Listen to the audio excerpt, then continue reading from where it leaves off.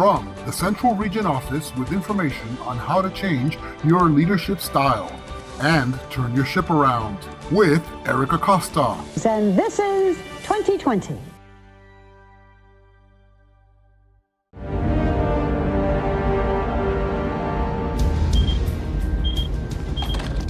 Con radio receiving emergency action message. Recommend alert 1. Recommend alert 1. Recommend alert 1. Alert 1, alert 1. Incoming emergency action message.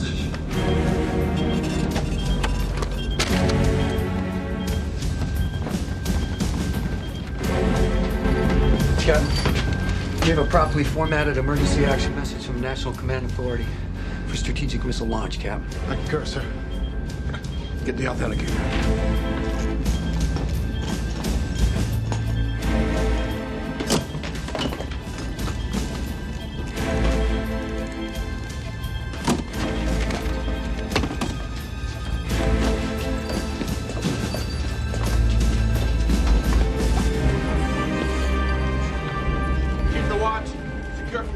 Torpedo. Man, battle stations missile for strategic launch. Secure from battle stations torpedo. Man, battle stations missile. Sir, request permission to authenticate. Permission granted, authenticate.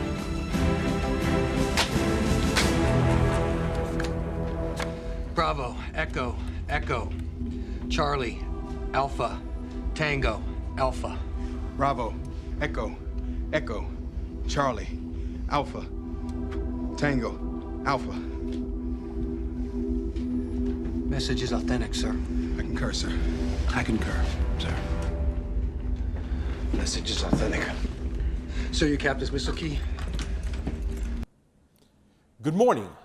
I'm Barbaro Walters, and this is Crow 2020. Many of our schools in the United States suffer from low morale and micromanaged atmospheres due to the lack of trust and/or inability to maximize the potential of their employees. Like in the movie Crimson Tide, schools are faced with making critical decisions that may affect multiple stakeholders at a drop of a dime.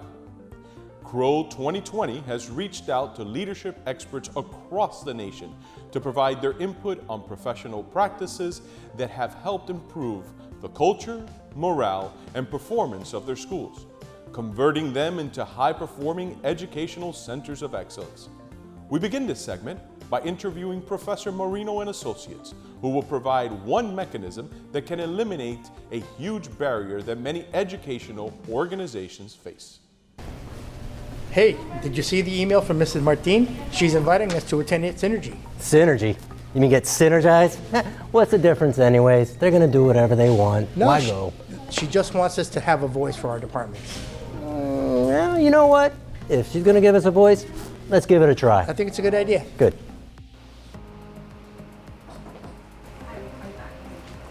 Hi, good afternoon, gentlemen. Come on in. Thank you for coming by. For having us. You wanted to talk to us about Synergy? I did. Thank you.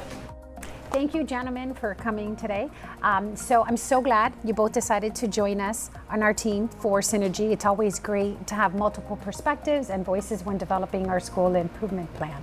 As the curriculum leaders of your departments, I do encourage you to please take a look at the current data that we have, take it back to your departments, and bring back feedback and recommendations that everyone has, so that as we develop our school improvement plan, they take ownership of their portions and objectives for the school year. Eliminating top-down monitoring systems pushes ownership and monitoring to those doing the work. Ownership rests with the person or the persons responsible for delivering the value. Marquette notes that the mechanism does not get rid of the monitoring or measuring. We're not talking about the eliminating data, collecting, or measuring processes. That simply resorts to conditions without judgment. Those are important, making the invisible visible. What one wants to avoid is a system whereby senior personnel are determining what their assigned staff heading the various departments should be doing. Ensuring that monitoring does occur makes the progress towards the goal more visible and transparent, while keeping the ownership focused on those that can best assure delivery. Thinking out loud. In many organizations, formal dialogue is common and in most cases necessary. Nevertheless, encouraging a constant buzz of discussion among organization members and keeping an informal dialogue open helps everyone keep a good gauge of how well the ship is running. Embrace the inspector. The inspectors or auditors are viewed as advocates to share good practices as well as areas of concern. Auditors may be viewed as sources of information and solutions. This can create an atmosphere of learning and curiosity among the staff. So Elliot, we had this issue with our records and they got wet during a malfunction of the fire sprinkler. What suggestions do you have for this kind of issue? I've seen other schools use plastic bins to protect their records. Not only does it protect it from water, but it also protects it from rodents and insects. And the rodents love nesting in all that paper.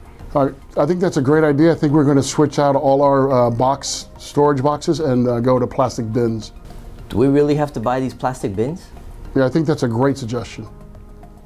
Mistakes just happen. Are you content with the reason? Well, mistakes just happen when it comes to managing your business? The simple answer should be no.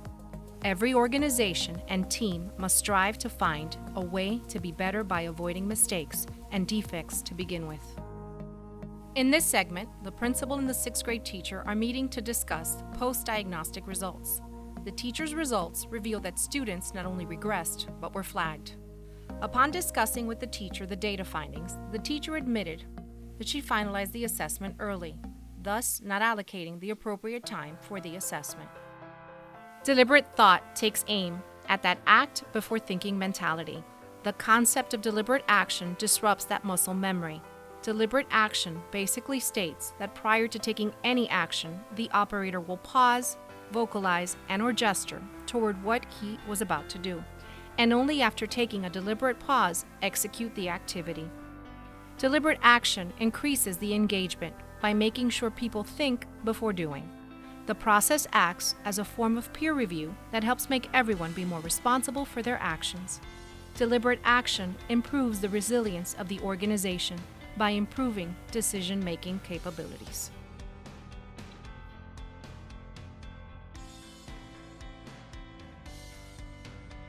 We have been asked to take a more active role in student progress monitoring for our grade level. Okay, I've tried, but the students in my class don't seem interested. I think that they just don't understand the data. We should start by building a culture of goal setting. We can start together by building a goal for our grade level. So how are we going to set a goal for today and for our grade level? Good observation. Let's make a goal.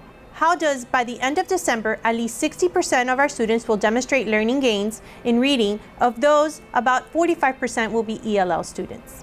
I think that's a great idea. I think we can incorporate the elements of goal setting in our classroom, and we can actually make it work. After the goal setting meeting, and my data chats, I started incorporating them with my students, and I've seen growth. I've seen 65% of them demonstrate gains, and 50% of those students were actually the ELL students. This all happened because we worked collaboratively through the data analysis and goal setting process. We each learned something new along the way. I have no doubt that as a grade level, we will continue to make improvements in our data if we stick to this process. Learning increases technical competence, making it possible to delegate decision making.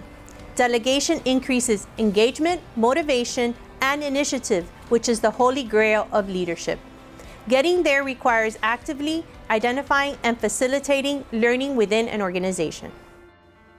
CRO 2020 would like to thank the national experts that contributed to this segment. Join us next week as we tackle a national epidemic sweeping the United States. High school principals have been most affected in a segment we titled, What Happened to the Hair? From all us here at CRO 2020, I'm Barbaro Walters. Thank you for joining us and have a great evening.